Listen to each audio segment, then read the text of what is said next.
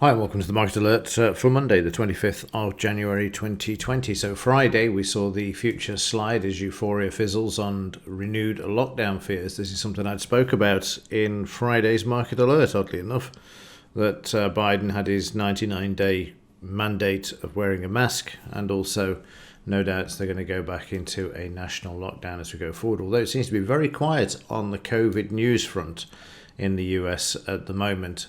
So, as it says, after post-election wave of optimism from the US, markets have been left facing the reality of vaccine delivery and new lockdown measures, and the perspective of a double dip in Europe, which we'll come to later on as we look at the DAX. So Goldman has also waded in and said that they have three things that could go wrong with 2021, and that is consumer caution, highly infectious strain, which we're starting to see the news talking about now, started just before Christmas in the UK, and also the vaccine being resistant to any new variant, just to keep the destruction going for the World Economic Forum. And talking of which, Reuters reported yesterday that Boris has used his powers without Parliament's consent to extend Council's lockdown powers until July the 17th, which means that pubs will remain shut until July at this point, according to news sources and these powers, or could do. So we'll have to wait and see. Meanwhile, on the implied volatility front, this increasing on Friday because, as we saw in the headline futures, moving lower, so up to 1803. So the option sellers there getting a bit worried on Friday and increasing the risk premium element of the options, but still remaining green and potential for the upside at the moment. There are a lot of reports on zero hedge of stock market euphoria and price valuations. And there's this one particular chart, if I can just find it and grab it for you, which actually shows this. And here you can see this is the panic euphoria model. And you'll see there we're at all-time highs going back to 1987 here with the euphoria. So again, another interesting indicator there of what's going on at the moment. Okay, let's have a look, see where the markets are following the weekend and where they're currently trading. So on Friday, you can see that the market sold off initially and then was bought back by traders.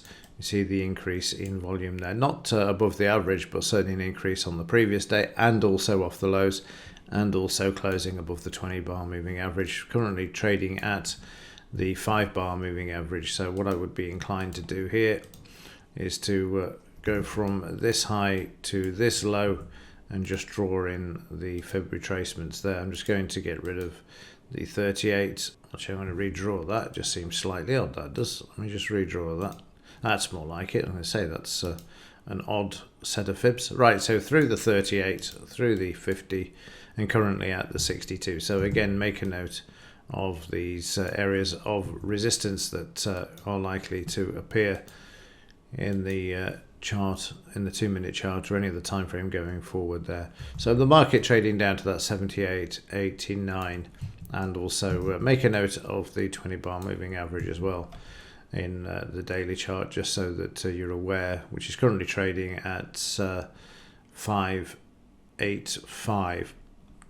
So it's worth just noting this. Of course, it's going to change because it's an average, but worth noting there.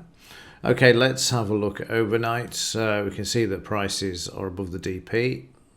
They struggled with the 200 MA, but managed to get back above, and at the moment are still sitting in this area. So let's have a look, see where we are in the bigger picture of market activity here. So we're above the DP, we're above Friday's close, and we're sort of towards the high of Friday, and then we've got the R1 there. So we're sort of 50 points either side at the moment to the DP for support, and to the high, just less than 30 points to the high. Sorry, around about 30 points by the looks of things. Yeah, about 37 points off the BRN. So yeah, we're sort of just hovering there, but the activity has picked up over the last hour, and of course then we've got the futures market opening at 7 a.m. as well. Just a quick look at the Dow. A similar pattern here, coming off the lows. Is this actually Friday? Yep, it is, and that's today's. Yep. So the Dow coming off the lows before the close, and currently trading above the 5 bar. So again, in lockstep with the DAX or vice versa, and you can see there that we're just through 38 and at 50% retracement there at the moment. So again, we'll need to get through these areas of resistance to get back to the all-time high of 31,287, which was put in on Thursday of last week. And finally, quick look at the news. Lagarde's out today. She's speaking twice today, actually, 8:45 and 4:15. Got consumer confidence tomorrow, nothing else today.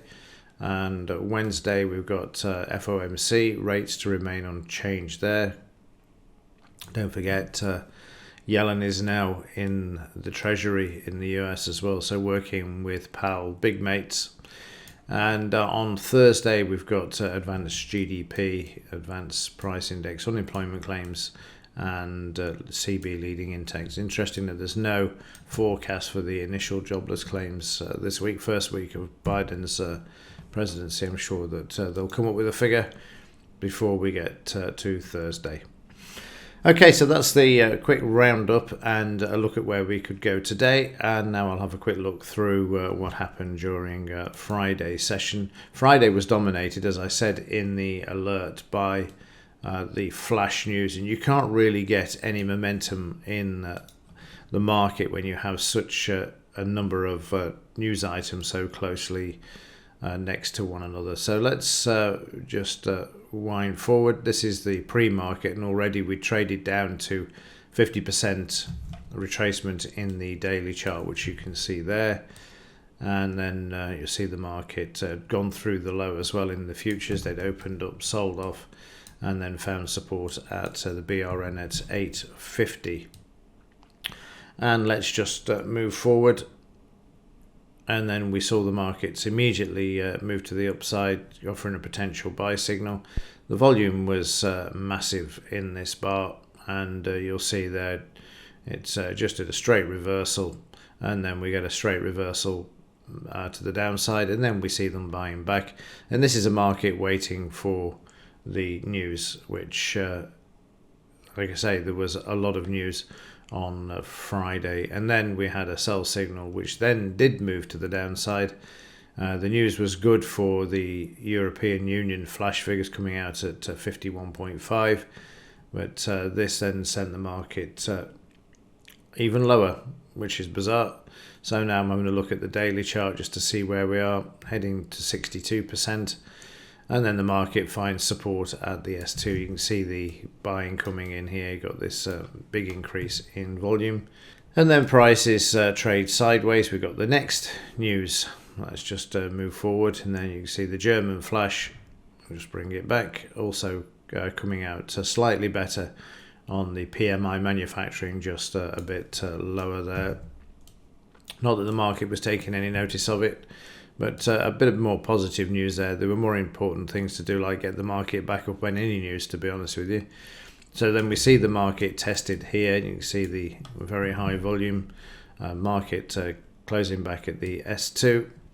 And then prices start to move back to the upside. I'm just drawing the fibs in there just to see where the market's got weakness. And then, of course, now we've got another news item. This was if I can get this to hold, this was the UK figures, and they came out. Let's just have a look. Did I actually record that bit? Not yet. So you can see there, obviously, for some unknown reason, I forgot to get a screenshot of that one. So the market sideways after this. There was some potential weakness. It just went into a sideways move because it was just waiting for these flash figures all morning. It was an absolute pain, but it's the one day in the month when we have to put up with this. There's the I still haven't updated the UK one there. I will do in just a moment. It's odd, that is. I could have sworn I'd actually done that, but they're not. That's probably because they were 9:30. That's why they weren't at this time. So that must have been the Euro ones then. Oh no, that is the 9:30, but I still didn't get the update there. Right, up to speed now. Amazing what a weekend does to your brain. So we did have the figures. So we went down to 78%. Like I say, the market didn't really react to the positive news of the flash figures, and then you can see a nice straight reversal here. We've gone down and then back up, and then the market just drifted sideways before spending the rest of the morning just drifting back to the upside.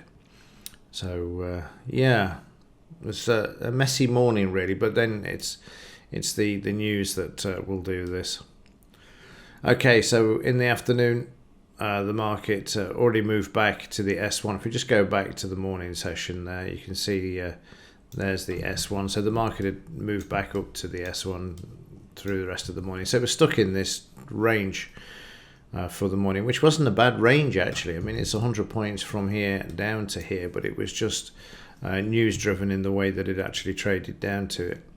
So in the afternoon, the market managed to get back above the low, traded sideways, very quiet for the afternoon initially, as prices traded sideways. A lot of volume, but making no headway. Then we had some more news there, which made the market gap. And I went back and checked that there was it was good news.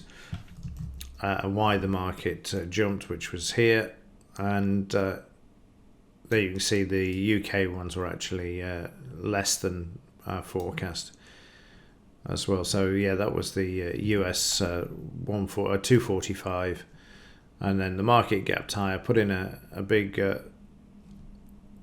up thrust there, but still holding above the 5-bar moving average until it banged its head against the resistance. And then you see the selling come in at this level, and then prices moving to the downside in a sort of up and down motion there. And then if we go back to the daily chart just around this area, always checking to see what it was doing, somewhere around here where I'm seeing things. Oh no, I didn't need to look because we just hit the low. There you go. But I wanted to check where we were with the fibs, and we'd actually come all the way back from the 78% there in the morning when the market shook out initially, and then they brought the market back up to 38% there.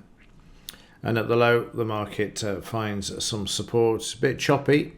Another shakeout there. You can see how they sent prices down, then they brought back, and then they attempted to bring the market back above the low in one fell swoop, straight reversal, straight back, and then prices traded sideways,